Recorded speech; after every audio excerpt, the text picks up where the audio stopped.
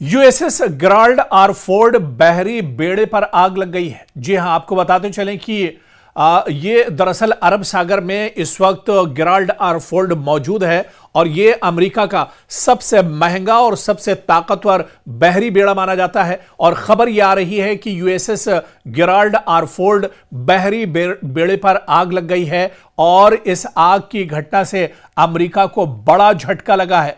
आपको बताते चलें कि 13 अरब डॉलर्स के अमेरिकी जहाज में दरअसल यह आग लगी है। यह बेड़ा दरअसल 13 अरब डॉलर अमेरिकी डॉलर्स की लागत का है, जहां पर यह एक तरह से आग लगी है। लेकिन आग को दरअसल जो एक्सपर्ट्स हैं वो कई नजरिए से देख रहे हैं। जब मिडिल ईस्ट में भयानक जंग छिड़ी हुई है, ईरान लगातार अटैक कर रहा है, तो ऐसे में जो आग लगी है, इस आग को लेकर भी एक तरह से सवाल उठाए जा रहे हैं। कहा यह जा रहा है कि क्या अमेरिका ईरान के हमले में यह आग लगी है या फिर अमेरिकी जो फौजी इस बहरी बेड़े पर मौजूद हैं उन्होंने एक तरह से अमेरिका से ही बगावत कर दी है, या फिर ये फौजी क्या थके हुए फौजियों ने घर जाने के लिए अपने ही जहाज को एक तरह से आग लगा दी है, अपने ही जहाज को लेकर एक तरह से बगावत कर दी है। इस तरह के सवाल भी उठ रहे हैं क्योंकि अमेरिकी नेवी इस बात की जांच पड़ताल कर रही है कि यूएसएस गेराल्ड आर फोर्ड के एहलकारों ने अपनी ड्यूटी खत्म करवाने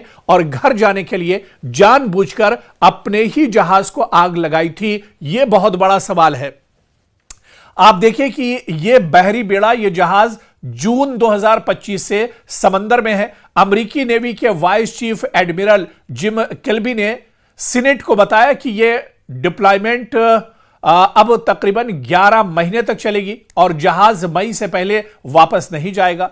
इन फौजियों को महीनों पहले घर जाने को कहा गया था, फिर इनकी ड्यूटी बढ़ा दी गई, फिर दोबारा इनकी ड्यूटी बढ़ाई गई और फिर इन्हें 2003 के बाद मशरिक़ वस्ता के सबसे बड़े मिलिट्री ऑपरेशन में झोंक दिया गया। और अब शायद इनमें से कुछ ने यह फैसला कर लिया कि इस जहाज से निकलने का वाहिद रास्ता इसे आग लगाना है। तो जिस तरह से इस बहरी बेड़े को, अमेरिकी बेड़े को आग लगी है, इसे कई तरह से देखा जा रहा है। एक तो यह कि क्या ईरान ने इस पर हमला किया है। ईरान पर हमले को लेकर अमेरिका भी एक तरह से नकार रहा है। जब ईरान ने हमला नहीं किया तो फिर इस बहरी बेड़े में आग कैसे लगी। इस वजह से जो एक्सपर्ट और माहिरीन हैं वो ये कह रहे हैं कि इस पर नेवी के जो जवान हैं वो दरअसल एक लंबे वक्त से अपने घर नहीं गए हैं। पिछले साल 2025 से वो अपने घर वालों से नहीं मिले हैं, वो अपने बाल बच्चों के पास नहीं जा पाए हैं। ऐसे में जो स्टाफ यहां पर मौजूद है, सिक्योरिटी फोर्सेस के जो जवान हैं, उनमें दरअसल गुस्सा है, नाराजगी है। वो अब ड्यूटी छोड़कर जाना चाहते हैं। वो ज़हनी तौर पर बहुत ज्यादा थक चुके हैं। इस वजह से उन्होंने भी अब यहां से निकलने का एक रास्ता निकाला और इस जहाज को एक तरह से आग लगा दी। क्योंकि किसी वार जोन में अपने ही जहाज को आग लगाना खराब खाने या बुरे मौसम की वजह से ऐसा नहीं होता है। यह तब होता है जब कोई इदारा इंसानी बर्दाश्त को इस हद तक निचोड़ ले जहां मिशन से जिंदा बचना नामुमकिन लगने लगे। यूनान की तरफ जाने का मतलब यह है कि खलीज के महाज पर मौजूद वाहिद अमेरिकी सुपर करियर वहां से निकल रहा है। जब यह जहाज यूनान में खड़ा होगा तो हुर्मुज की हिफाजत, बहरी जहाजों का स्कॉट और ईरानी माइंस को रोकने का वो सारा मिलिट्री दबाव मजीद खत्म हो जाएगा।